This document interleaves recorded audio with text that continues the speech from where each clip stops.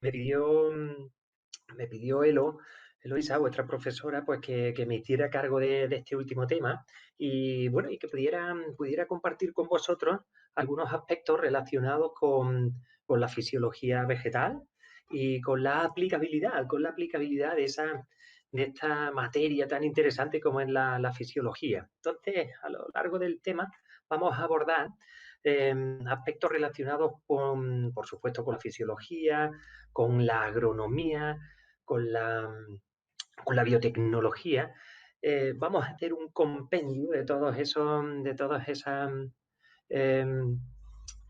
esos conceptos para ver cómo puede ayudar los conocimientos de la fisiología, cómo puede contribuir a incrementar la producción vegetal. Bien, entonces, todo este tema, a lo largo de toda esta hora, pues vamos a ver eso, a dejar claro qué conceptos son los que se necesitan, qué conocimientos fisiológicos se necesitan pues para optimizar la producción vegetal, que es al fin y al cabo el fin último eh, que persigue eh, este tema en concreto, ¿verdad? Bueno, vamos a ir entrando en materia. ¿Qué se esconde qué se esconde bajo este titular tan los los seres vivos se nutren gracias a la fotosíntesis? Evidentemente sabemos que existen organismos en nuestro planeta, organismos fotosintéticos, pero también los hay que no lo son fotosintéticos, ¿no? Pero ¿cómo podemos llegar a acordar bueno, que los seres vivos se nutren gracias a que transforman pues, la energía solar en su propia biomasa, bien, y que esa fotosíntesis, pues, en definitiva es el sustento de, de la vida en la Tierra, por supuesto, de los seres fotosintéticos, pero también de los que no lo son, pues porque proporcionan el alimento, esos seres fotosintéticos prácticamente son los que proporcionan el alimento al resto de seres que no lo son fotosintéticos. Entonces, la vida, desde el origen en nuestro planeta, ha dependido de ese proceso tan enigmático y tan interesante que es la fotosíntesis. Pero desde el primer momento, desde que las primeras células y los primeros organismos empezaron a formarse, según las teorías evolucionistas del origen de la vida en la Tierra, pues los primeros organismos que fueron capaces de, de realizar la fotosíntesis hicieron posible que el resto de la vida tuviera posibilidad de colonizar tierra firme, porque los procesos metabólicos de estos primeros organismos fotosintéticos son los que propiciaron pues, que la atmósfera dejara de tener un carácter reductor tan potente. Se, el oxígeno empezó a formar parte de esa atmósfera y los seres vivos pudieron colonizar tierra firme. Y desde entonces pues, hasta ahora mismo. Así que imaginaros la importancia de la fotosíntesis, ¿no? A nivel agronómico, es así, a nivel agronómico, eh, y la fotosíntesis es el proceso que no podemos nutrir. ¿Eh? Entonces, existe un balance interesantísimo, el balance entre el consumo de carbono por la fotosíntesis y el que se pierde por otro proceso también muy importante, que es el proceso de respiración de la planta. Entonces, existe un balance entre ese consumo y esa pérdida de carbono, que es el punto de inflexión sobre el que vamos a jugar y sobre el que vamos a versar toda la clase de hoy.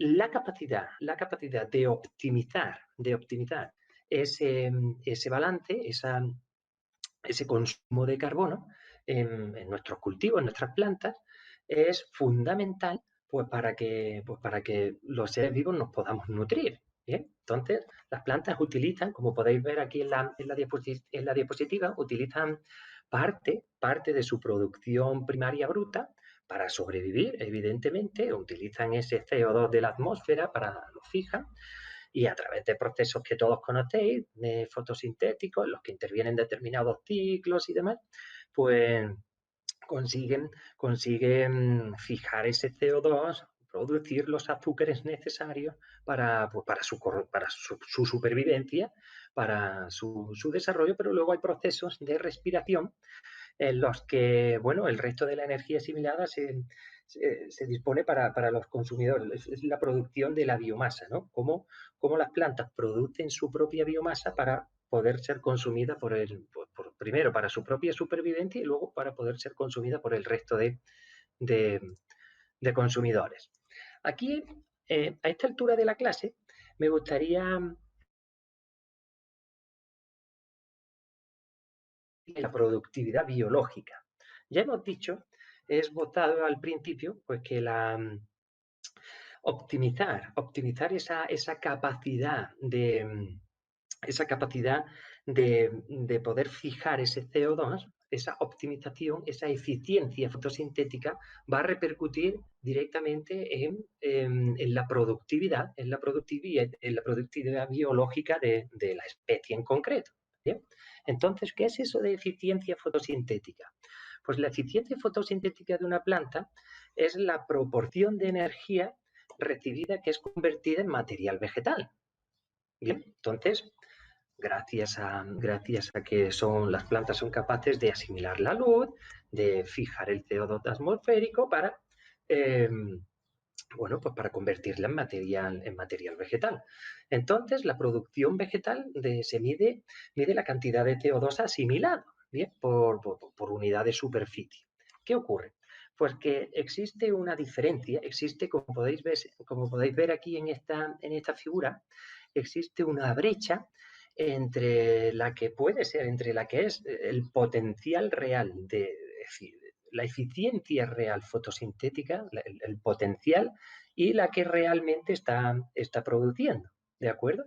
Entonces, esa brecha es la que mediante técnicas de mejora genética, mediante técnicas de biotecnología, mediante técnicas agronómicas, son las técnicas que nos deben de ayudar para minimizar esta brecha que aquí veis entre el potencial fotosintético y el real, lo que se llama el rendimiento fotosintético, eficiencia, mientras más pequeña sea esa brecha, habemos conseguido optimizar esa eficiencia y esa productividad biológica, ¿de acuerdo?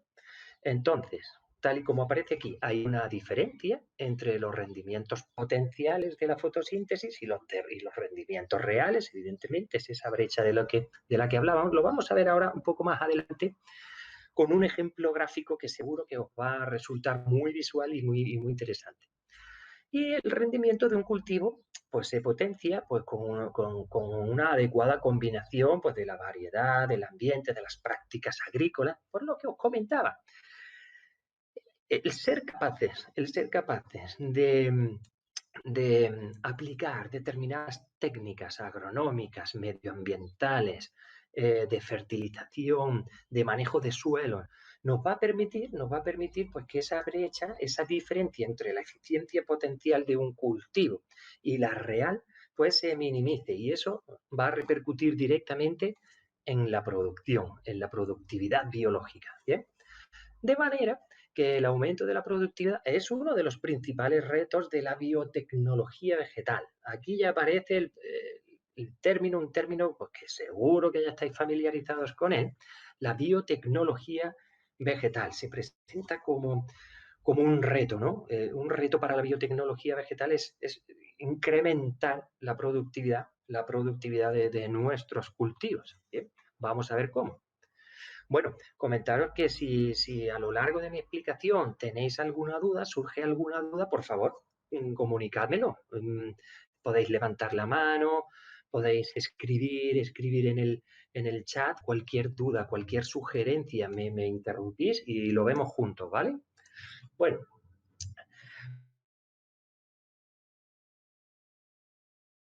La pérdida de carbono, a través de ese proceso del que hablábamos, de la respiración, eh, bueno, esa pérdida se puede dividir en dos aspectos. Es el coste de carbono pues, para el propio crecimiento, ¿no? El propio crecimiento de la especie. Es el crecimiento respiración, evidentemente. Y luego, pues, hay un coste de carbono pues, para el mantenimiento de las estructuras y de los procesos, bueno, que no dan lugar a un incremento neto de materia seca. ¿Por qué? Pues porque ese carbono sí que se emplea no para la producción vegetativa y la supervivencia de la especie y el desarrollo correcto de la especie, sino pues para eso, pues para hacer frente a, al mantenimiento de estructuras y de procesos metabólicos en los que el carbono pues tiene su función. Entonces, eh, existe una relación negativa entre la respiración y la tasa de crecimiento. ¿Eso qué quiere decir? Pues que si mientras más acentuado sea el proceso de respiración de una planta, pues menor crecimiento, menor tasa de desarrollo y de crecimiento vamos a tener, pues porque la eficiencia de ese cultivo, de esa especie, va a ir decreciendo. Bien, eso implica un impacto significativo de la respiración sobre la acumulación de biomasa. Digamos que ahí es donde se encuentra el kit de la cuestión, en poder, en poder controlar y en poder manejar el, la cantidad de CO2 que se pierde por respiración, precisamente pues para hacer frente a todos esos procesos metabólicos que necesita la planta, precisamente para que la eficiencia fotosintética vaya aparejada con el rendimiento, mejorando la fotosíntesis o reduciendo la respiración. ¿Se os ocurre que tenemos herramientas hoy en día, actualmente tenemos herramientas para mejorar ese rendimiento, el rendimiento para que la brecha entre la eficiencia, recordáis, entre esa potencialidad y esa eficiencia real sea lo menos posible?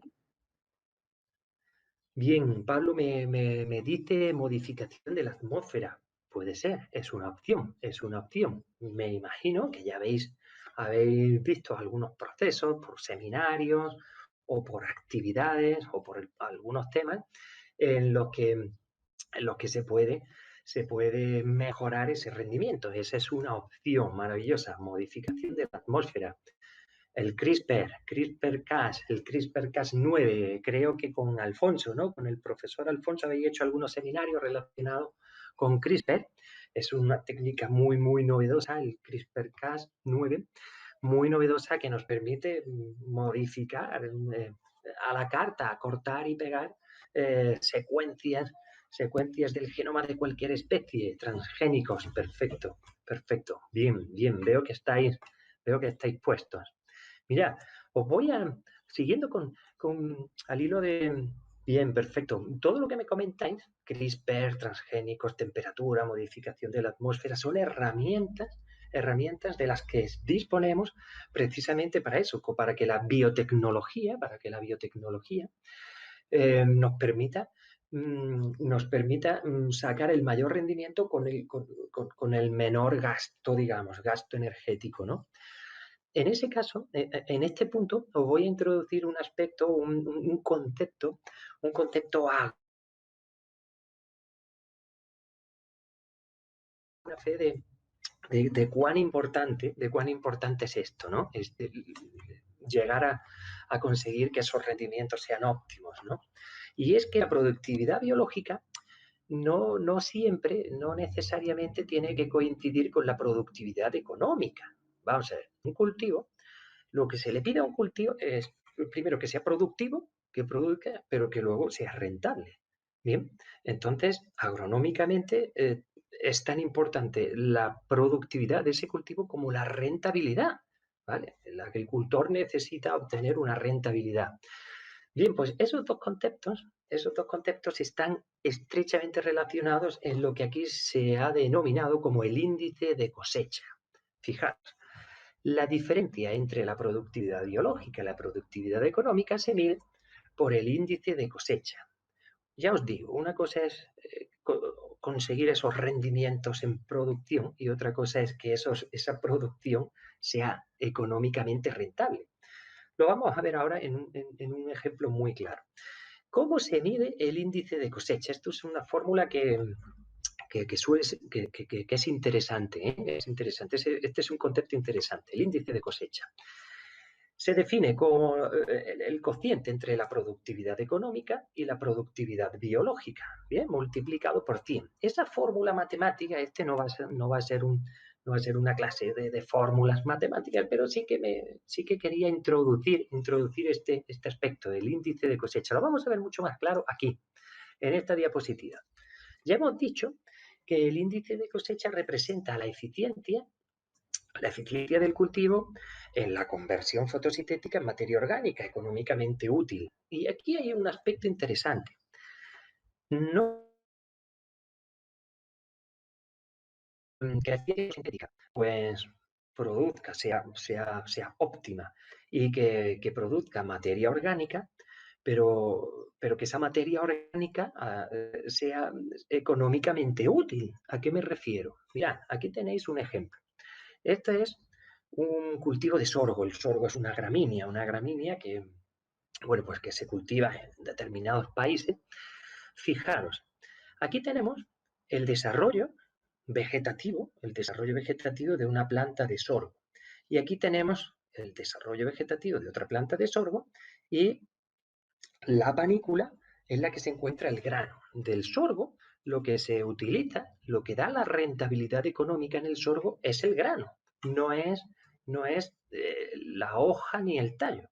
Entonces, conseguir una mejor distribución de los fotoasimilados es lo que mejora el índice de cosecha.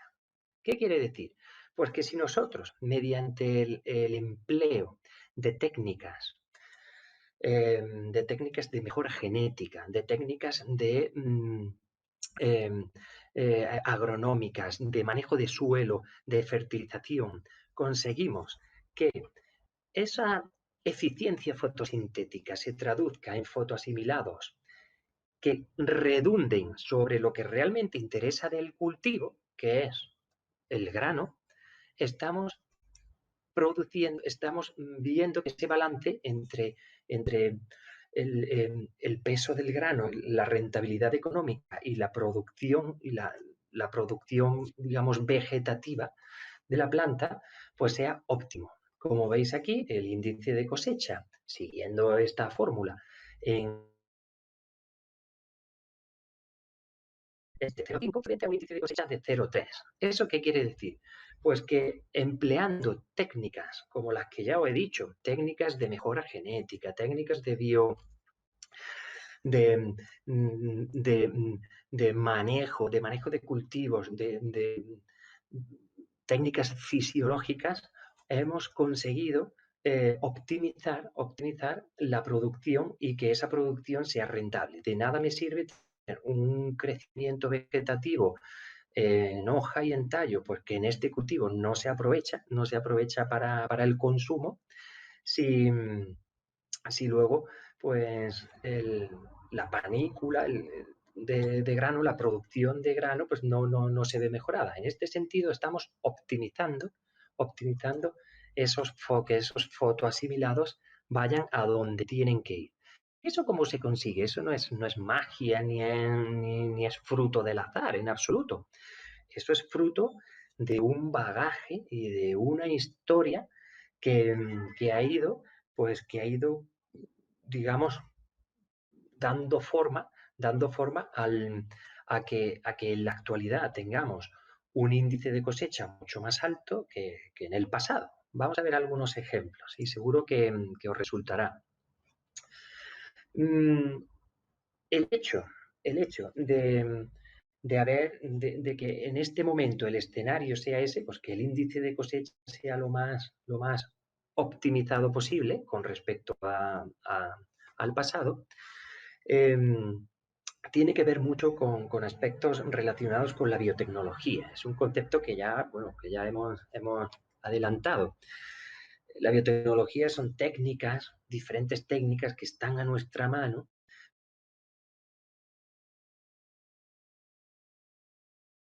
vivos o sustancias derivadas de organismos vivos pues, para producir o modificar un producto u organismo.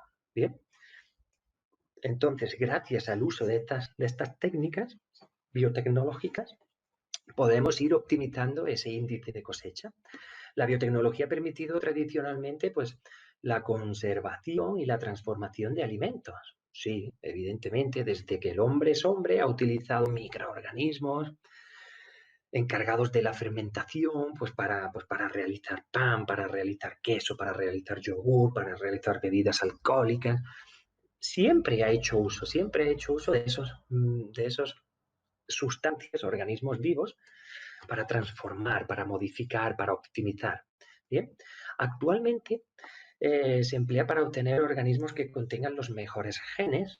Bien, todos ya conocéis técnicas como el CRISPR, como la producción de transgénicos, ingeniería genética. Esos son conceptos que ya tenéis claros, evidentemente. Actualmente, en función de mm, del avance tecnológico y del conocimiento humano que ha ido avanzando, pues disponemos de técnicas espectaculares pues, con los que la biotecnología nos ayuda a que nuestros rendimientos en producción, rendimientos económicos de nuestros cultivos sean óptimos. Bien.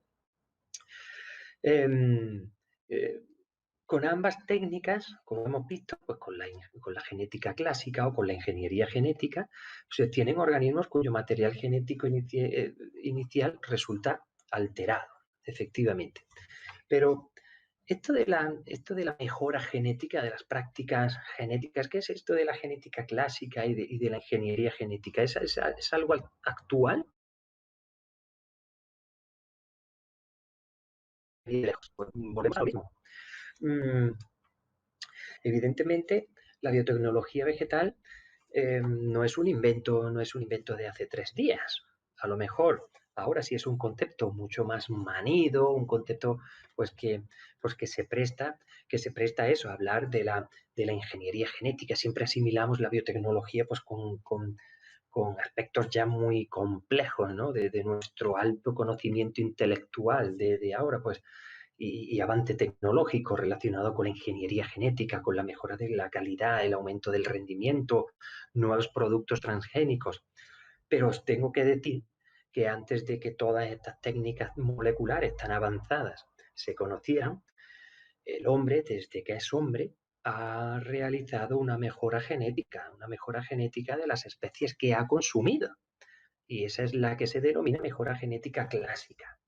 ¿Y esto cómo es posible? ¿Ha sido consciente el ser humano de esa mejora? Bueno, pues quizás al principio no, pero sí que ha sido, sí que ha sido.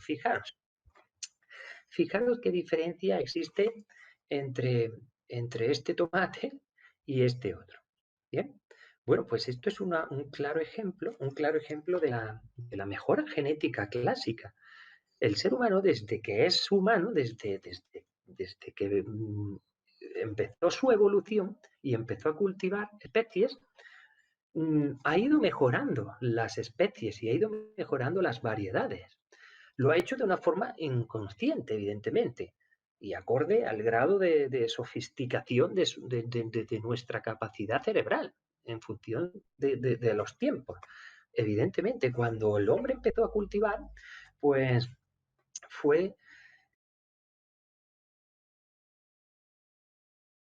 ejemplar. Mm, Evidentemente es de pura intuición, pura lógica, el ir quedándote pues, con aquellos ejemplares de una especie, como pueda ser sola en un licopérsico, un tomate, pues que mejores frutos daba. Con el mismo esfuerzo he conseguido que esta planta me dé un fruto mucho mayor, mucho más, he conseguido un rendimiento productivo mayor.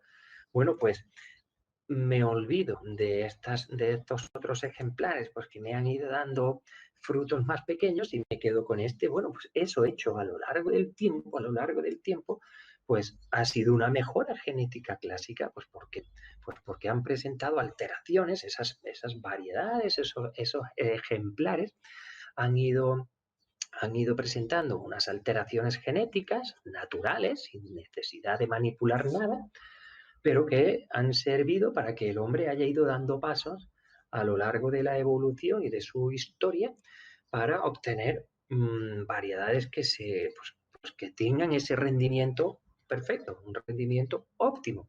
Bien, eso se ha ido haciendo, ya os digo, a lo largo de toda la existencia del ser humano. Eso mismo que ocurre con el tomate, pues ocurre pues con la inmensa mayoría de las especies que se cultivan actualmente. Por ejemplo, el maíz. El maíz es una especie mmm, preponderante en muchísimos países. Es una especie que se cultiva, que se usa y que tiene un valor importante en el grueso de la agricultura. Bueno, pues el maíz actual, el que conocemos actual, procede de una especie silvestre en la que, pues fijaros, las, las mazorcas de aquel maíz silvestre que el hombre empezó a utilizar eran tal cual, eran pues con unos granos, con una producción muy escasa, con muchísima dificultad para obtener el grano porque se encontraba enterrado en las diferentes hojas y en las diferentes fibras de la panocha de la mazorca. Entonces, poco a poco, pues se fueron quedando con los ejemplares que mayor fruto daban, que con mayor facilidad se podía obtener el propio maíz, hasta el punto de que a lo largo del tiempo pues se ha ido mejorando, esa mejora genética clásica, se ha ido mejorando la variedad, la especie, las variedades cultivadas, hasta el punto pues, de que nos encontramos con, con unas mazorcas totalmente diferentes a las que en su origen dio pie a este cultivo. ¿Bien? ¿Lo entendéis? ¿Veis cómo se ha ido haciendo esa mejora genética clásica a lo largo del tiempo? Son conceptos que imagino que a lo mejor pues no os habíais percatado, o quizás sí, pero que ese bagaje ya lo tenemos hecho. Actualmente la mejora genética, pues mediante técnicas interesantes y complejas, pues es mucho más rápida, es mucho más compleja, pero esa mejora se ha ido haciendo a lo largo del tiempo. Muy bien. Bueno, pues esto nos da pie a hablar de, ya que conocemos esas mejoras genéticas clásicas, vamos a pasar a las que no son tan clásicas, a las que actualmente la biotecnología nos ha dado pie, son herramientas que usamos pues precisamente para eso, que es un organismo transgénico, es un organismo modificado genéticamente, aquel organismo cuyo material genético haya sido modificado de una manera bueno, que no se produce de forma natural en el apareamiento ni en la recombinación. Entonces, actualmente disponemos de esas herramientas que nos permiten manipular genéticamente estructuras celulares de diferentes especies, pues precisamente para eso, pues para poder optimizar el rendimiento de un cultivo, de una especie. Esas modificaciones, pues, ¿qué se consigue? ¿Qué se consigue? Pues ganar ganancia de función, metiendo genes, o todo lo contrario, inhibiendo o inactivando, silenciando determinados genes que queremos que perder ante todo, que pierdan su función, porque son contra su activación o eh, su expresión es contraproducente para algún aspecto de, pues de la producción de ese cultivo, ¿no? Por ejemplo. Entonces, los organismos transgénicos se crean con la adición de nuevos genes o todo lo contrario, o con la supresión o silenciamiento de los que ya existen. Actualmente disponemos de herramientas para poder hacer eso. ¿Bien? Y ahí está pues toda la controversia de transgénicos y bueno, no, al final daremos algunas nociones bioéticas, pero bueno, ese sería un asunto para otra clase. Bien, bueno, pues, ¿qué, qué herramientas son las que tenemos a nuestro alcance para eso, pues para optimizar, para conseguir agilizar y que la eficiencia fotosintética sea óptima, ¿bien? Pues existe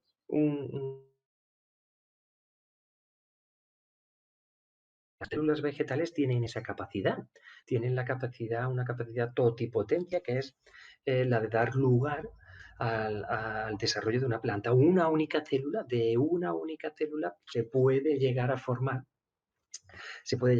una planta completa. Bien, entonces las células totipotentes son células somáticas, son células que son las que están encargadas de las que configuran tejidos y órganos, células somáticas, que han retenido, mantienen su capacidad de dividirse y de diferenciarse en una planta madura si se colocan en un medio adecuado, evidentemente. No en cualquier, no en cualquier medio, no son tan, esa totipotencialidad tiene que ir condicionada pues, por determinados medios en los que pues, encuentran todo lo necesario pues, para recrear esa capacidad de totipotencialidad. Entonces, el desarrollo del cultivo in vitro, por ejemplo, como el que estáis viendo aquí en la imagen, son unos callos formados por células totipotentes que están creciendo ahí in vitro, pues de plantas se basa en la plasticidad y la totipotencialidad de células vegetales. Eso no ocurre con células animales, no tienen esa totipotencialidad tan acentuada. Evidentemente en células vegetales sí que se da. Y eso lo ha aprovechado el ser humano, esa totipotencialidad la aprovecha el ser humano pues para hacer infinidad de aspectos que van encaminados a eso, a la eficiencia de la especie, de la variedad, para que el rendimiento siga viendo algunos aspectos. Mm, otro de los, otra de las herramientas de las que disponemos actualmente pues para mejorar es la transformación. Ya hemos dicho que disponemos de la capacidad de añadir o de quitar genes a nuestro antojo, ¿bien? A la carta, bien. ¿Qué es la transformación? La transformación es la introducción de un gen nuevo procedente de otro organismo, o a menudo de incluso otra especie, ¿eh? En este concepto sí que se puede, no necesariamente tiene que ser intraespecífico, sino interespecífico, ¿vale? Entonces, mediante la transformación celular, conseguimos introducir genes procedentes de otros organismos, incluso de otras especies. ¿Cómo se hace? ¿Qué pasos se siguen con la transformación? Primero se identifica y aísla el gen, los genes que son de interés, se clona ese gen en un vector adecuado, ese es necesario, el uso de vectores, ahora veremos algunos que son muy utilizados y muy conocidos. La transformación vegetal o transferencia de ADN recombinante, selección de los transformantes, se selecciona y se regenera la planta completa. Esos, digamos, que serían los 5 pasos para que para que esa transformación se lleve a buen puerto, ¿vale? ¿Y qué técnicas son las que, bueno, seguro que ya estáis familiarizados con los aspectos relacionados con la transformación? Nosotros vamos aquí a esbozar, en este tema no quiero entrar en mucho detalle, pero vamos a esbozar algunas técnicas, algunas de las técnicas más comunes de plantas. Una de ellas es la electroporación de protoplastas, con ese nombre tan interesante, electroporación de protoplastos. Otra es la biobalística, madre mía, es posible estos nombres tan interesantes para técnicas de transformación. Y otra que me imagino que es con la que más familiarizados estáis, es la infección con Agrobacterium tumefaciens. Agrobacterium tumefaciens, que es una bacteria de suelo que se encuentra en los suelos de cultivo y que seguro que ya habéis escuchado hablar del papel tan importante que juega un plásmido que precisamente, sí señora, Nazaret me apunta, pues que forma nódulos en leguminosas. Bueno, Ese es otro aspecto. Este en concreto, esos son otras especies de agrobacterium. Este Tumefaciens es, es una bacteria patógena que produce unas agallas pero efectivamente, multitud de bacterias están especializadas en la fijación del nitrógeno, en la fijación del nitrógeno atmosférico mediante nódulos en leguminosas. Ahí, muy bien, Nazaret, por la puntualización, ¿de acuerdo? Bueno, pues vamos a ver algunos aspectos antes de que se nos pase más el tiempo, algunos aspectos relacionados con esas técnicas. ¿Recordáis el nombre electroporación de protoplastos? Bueno, ¿qué es un protoplasto? ¿Sabéis lo que es un protoplasto? ¿Sí? Bien, es una célula. Bien, perfecto. El protoplasto es una célula vegetal, efectivamente.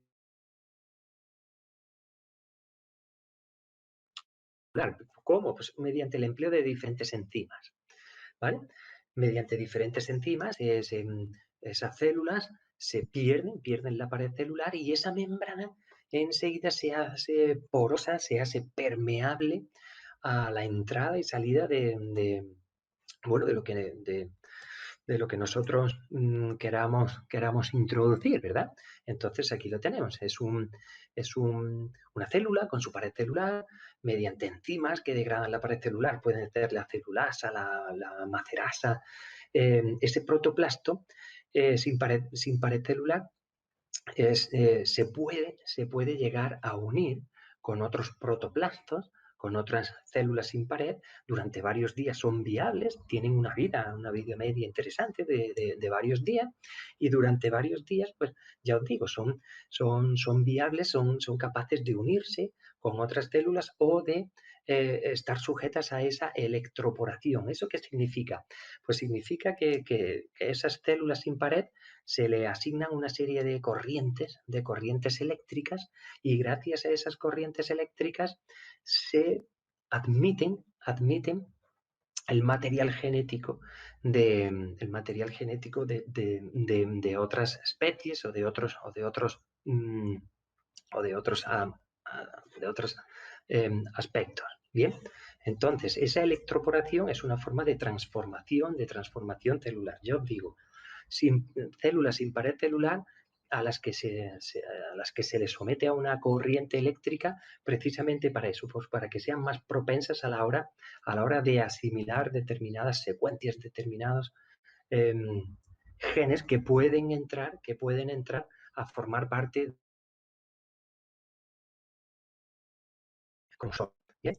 Eh, agrobacterium, la transformación mediada por agrobacterium. Ya habíamos hablado, necesitábamos del uso de un vector, ¿sabéis? Ese vector es el que, el que lleva la información genética con la que queremos transformar las células vegetales, ¿no? En este caso tenemos Agrobacterium tumefaciens, con el plásmido más digamos, conocido y usado y utilizado para la transformación, que es el, el plásmido que lo tenemos aquí, el plásmido T. Sabéis que el plásmido es un, una secuencia de ADN extracromosómico, independiente al propio ADN que tiene la bacteria del cromosoma, ¿no?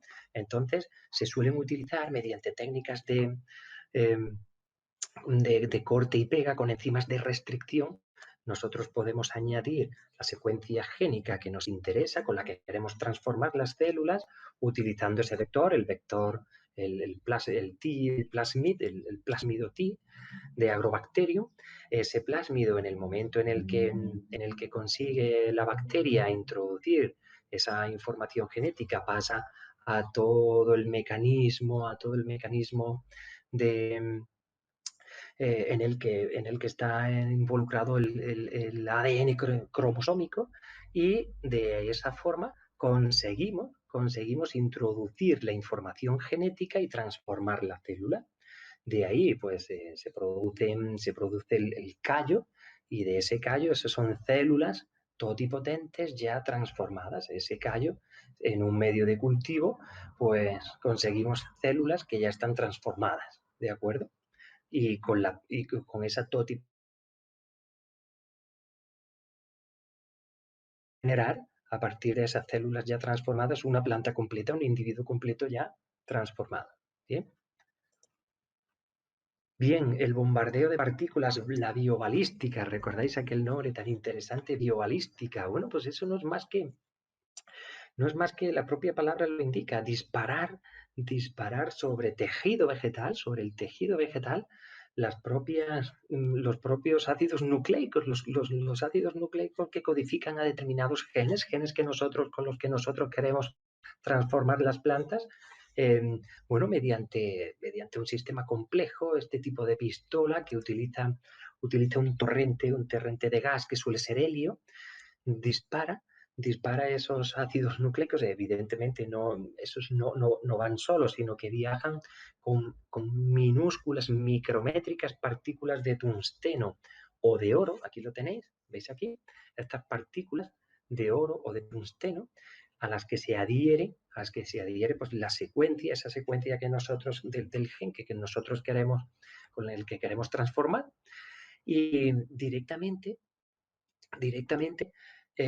se dispara sobre el tejido, sobre células del tejido, puede ser en hoja, en tallo, generalmente en hoja, pues por las características, y conseguimos insertar ese gen en el cromosoma vegetal de la célula vegetal. Entonces, tenemos células vegetales transformadas, bien, mediante la biobalística, ¿vale? Bueno, eran algunos ejemplos, ¿no? Algunos ejemplos de herramientas con las que podemos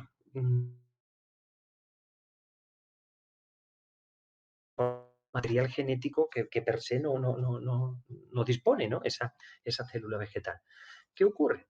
Pues que una vez que lo hemos hecho, una vez que lo hemos conseguido, si mantenemos las condiciones de cultivo idóneas, y en ese sentido ya no solo me refiero a condiciones nutritivas óptimas del cultivo, sino nutritivas, evidentemente, pero también hormonales, por ejemplo. ¿Sí? Las hormonas juegan un papel importantísimo digamos, en la recta final, en el proceso último de transformación, que no es otro que el de generar, como veis aquí, de generar individuos nuevos a partir de una célula transformada, una célula totipotente transformada mediante las diferentes técnicas que hemos visto. ¿De acuerdo? Entonces, ahí juegan un papel importante los medios de cultivo, con sus nutrientes necesarios y con sus hormonas necesarias. ¿De acuerdo? Vamos a ver. Fijaros, existen cultivos indiferenciados. ¿Eso qué significa? Los cultivos indiferenciados son aquellos, pues, con los que hemos conseguido, después de esos procesos de transformación, hemos conseguido o un amasijo de células totipotentes, como son los callos. Aquí lo tenéis en esta primera foto, que ya habíamos visto antes.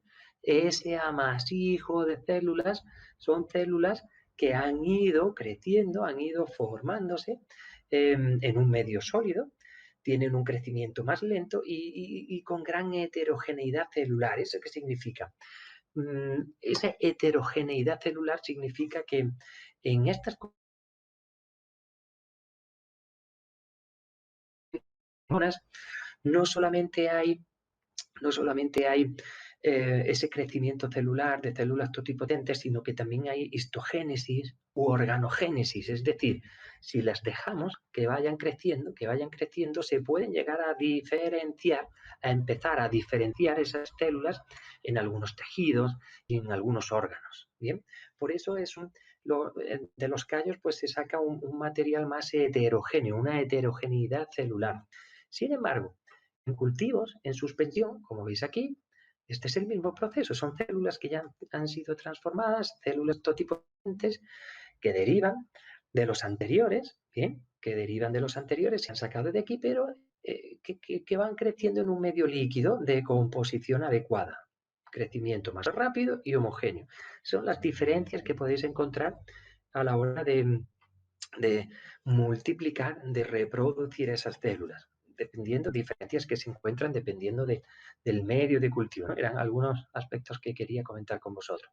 Esos son los cultivos indiferenciados, pero también existen los cultivos diferenciados. ¿Diferenciados en qué sentido? Pues hemos dicho que a partir no solo ya de células, sino a partir de tejidos, de diferentes tejidos, como puedan ser el tallo o la raíz, ¿bien?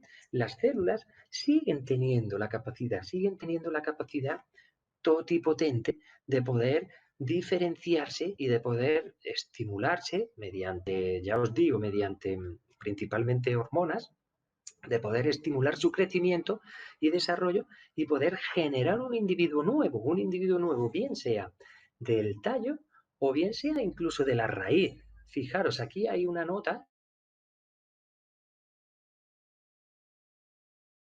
derivados de raíces. Este es un cultivo mediante tejidos diferenciados que se suele utilizar, la biotecnología lo utiliza precisamente para eso. En las raíces se generan muchísimos, infinidad de metabolitos interesantísimos, no solo para el crecimiento de la propia planta, sino también para otros aspectos, para otros aspectos. Entonces, esos metabolitos derivados de las raíces se pueden, podemos obtenerlos mediante técnicas de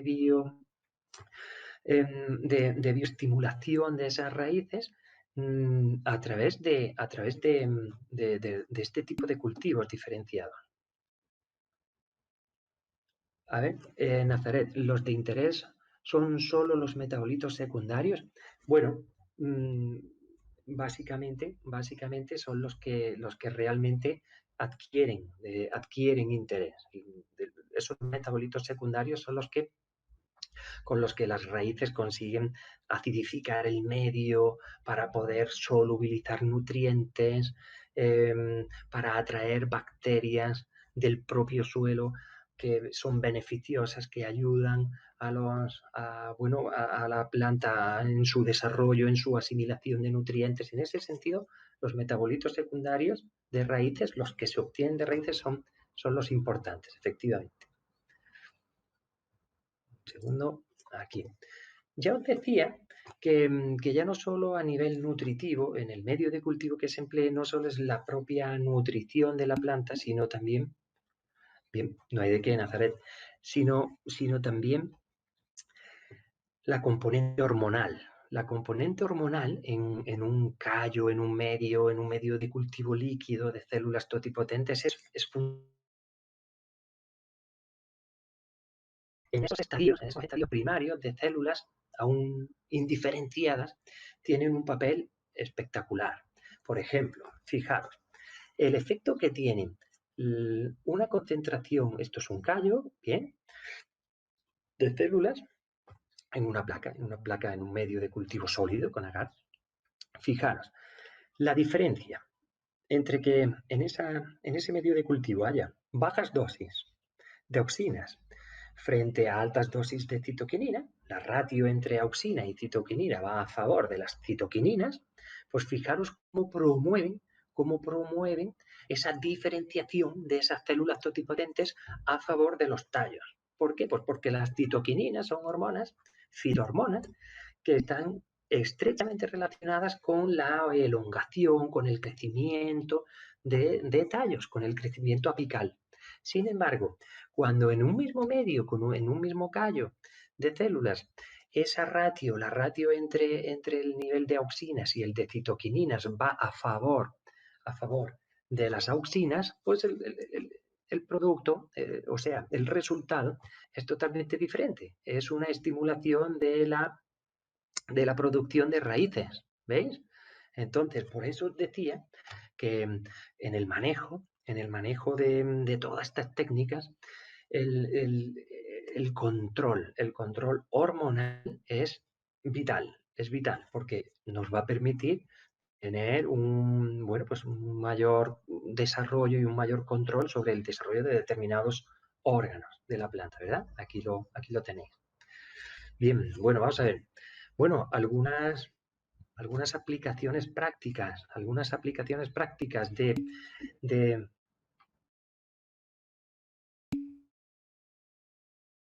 Manuela, sí, vamos a ver. La auxina es una hormona que básicamente tiene un papel primordial en la producción, en la proliferación de raíz. Por ejemplo, no sé si estáis familiarizados en viveros, los viveros donde se compran plantas para, bueno, de cultivos, cuando enraizan, cuando multiplican vegetativamente, por ejemplo, un vivero de olivo, en la que pues cogen estaquillas, esas estaquillas, diferentes tallitos de las plantas, de variedades, esas estaquillas en el momento en el que quieren enraizar y tener una planta vegetativa, multiplicar vegetativamente esa planta pues, para poder crecerlos y venderlos, esas estaquillas se impregnan con una auxina, se impregnan con el indorbutírico, por ejemplo. El ácido indorbutírico, que es una auxina, sirve precisamente para eso, para estimular el enraizamiento. Evidentemente, a elevadas concentraciones pueden llegar a inhibir el crecimiento de la raíz, pero posiblemente inhiban el crecimiento de la raíz principal, pero a su vez eso es una respuesta, un mecanismo de respuesta que las plantas activan frente a diferentes estreses. Por ejemplo, el estrés nutricional hace que, que en muchas ocasiones la raíz principal se inhiba puede ser elevadas concentraciones de auxina, pero las raíces laterales proliferen. Entonces, evidentemente, como en todo, la, la concentración de auxinas, una concentración óptima, facilita, facilita la producción, la formación de raíces. Elevadas concentraciones pueden llegar a inhibir, efectivamente. Pero, pero de del crecimiento de raíz. Un ejemplo claro es el de los viveros. En los viveros, cuando se, cuando se utilizan las estaquillas, para utilizar las estaquillas, tenemos enraizar las estaquillas, se utilizan auxinas, se utilizan el indorbutírico. Bueno, vamos a ver. Por ejemplo, hablábamos de la aplicación de la biotecnología en aspectos bueno, que nos repercutan directamente. Por ejemplo, ¿conocéis el caso del arroz dorado? Un segundo, que voy a ver aquí. Ahora. Un segundo, que es que no acababa de ver el chat. Ahora. Sí, bien, lo conocéis. Bueno, entonces no vamos a entrar en detalle. Sabéis que es una variedad modificada genéticamente, se introdujeron genes que codificaban a los beta-carotenos. Los beta-carotenos son los promotores de la vitamina A.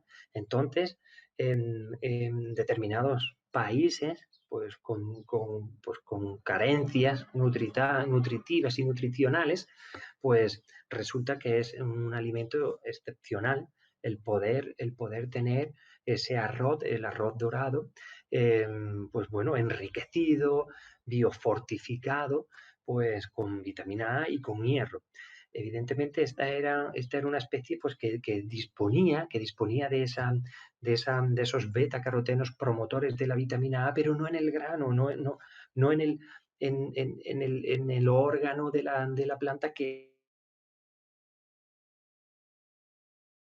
pero las hojas de la planta del arroz nunca se han consumido, el ser humano nunca lo ha consumido. Entonces, determinados investigadores pudieron, mediante técnicas de recombinación, técnicas de ingeniería genética, pudieron introducir genes que pudieran activar la síntesis, la expresión que codifican a los beta-carotenos precisamente para eso, pues para que esa vitamina A,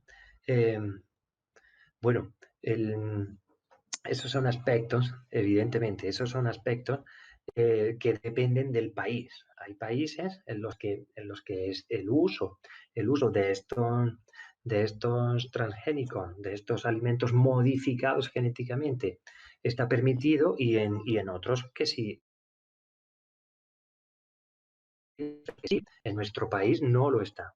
Pero quiero decir, me refiero a la necesidad de tener esa puerta abierta, de tener esa puerta abierta. Yo sé que el uso de transgénicos genera muchísima controversia y yo creo que es fruto de la desinformación. En la mayoría de las veces es fruto de la desinformación. Pero ante un problema acuciante, mm, se consiguen soluciones que que pueden repercutir directamente sobre la calidad de vida de personas porque no son, están ambientes no muy propicios, ¿verdad? Mm, en fin, no sé qué otras aplicaciones de la biotecnología estamos acabando y realmente, pues bueno, las plantas transgénicas pues como fábricas para la producción de diversos compuestos,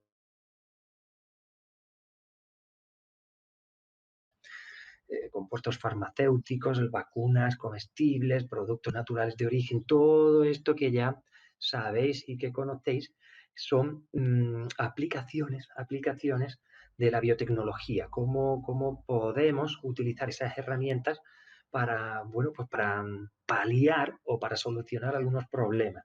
Por ejemplo, los combustibles, sustituir combustibles fósiles con todo lo que supone con la huella de carbono que eso supone, eh, bueno, pues con sustituir esos combustibles fósiles por, bueno, pues por combustibles generados y propiciados de, del mundo vegetal, pues como el biodiesel, eh, o cómo procesar la materia orgánica mediante técnicas novedosas como son la pirólisis, en la que la materia orgánica se degrada mediante, mediante temperaturas sin llegar a la combustión, en fin, todo eso son aspectos, todo eso son aplicaciones bueno, que os invito a que indaguéis un poco, a que os mováis por y busquéis información por este mundo en el que realmente hay alternativa y se está encontrando alternativa gracias a eso, gracias a las herramientas que que nos ponen a nuestra mano el avance tecnológico, el avance cognitivo del ser humano a la hora de encontrar eso, de intentar paliar problemas graves. Mm, la bioética, bueno, pues a ese punto, ¿no? Evidentemente, la biotecnología y las herramientas, la ingeniería genética, el corte y pega, los transgénicos, todo esto son aspectos que se prestan al debate, pero al debate encarnecido entre personas que son totalmente contrarias y personas que no lo son, que ven el lado positivo de este tipo de manipulación, de este tipo de mejora genética.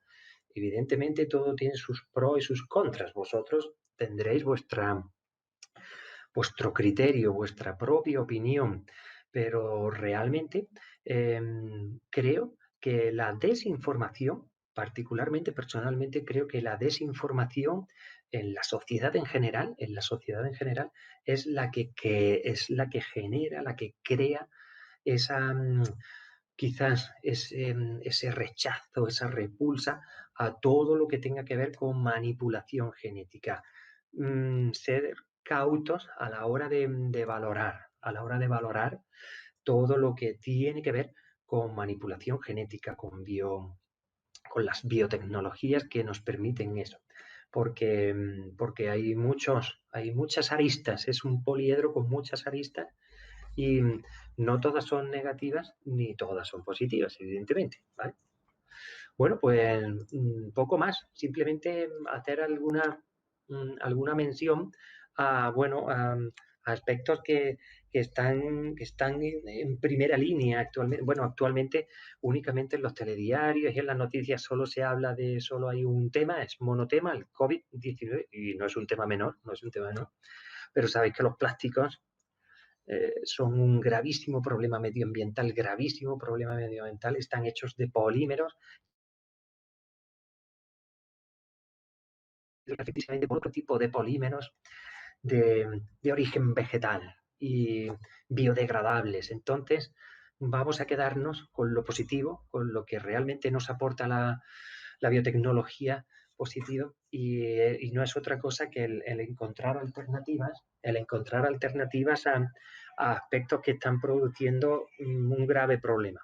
Ahí, por eso quiero acabar con esta diapositiva, que creo que es muy descriptiva y muy interesante, cómo, bueno, pues cómo actualmente, hoy por hoy, se pueden formar bolsas eh, utilizadas y fabricadas con el propio almidón, que es el polisacárido de reserva que todos conocéis, vegetal, pues con el propio almidón que tiene una patata se puede sintetizar, se puede realizar hoy en día una bolsa que pueda venir a sustituir a las bolsas de plástico que tanto daño están provocando a nivel medioambiental.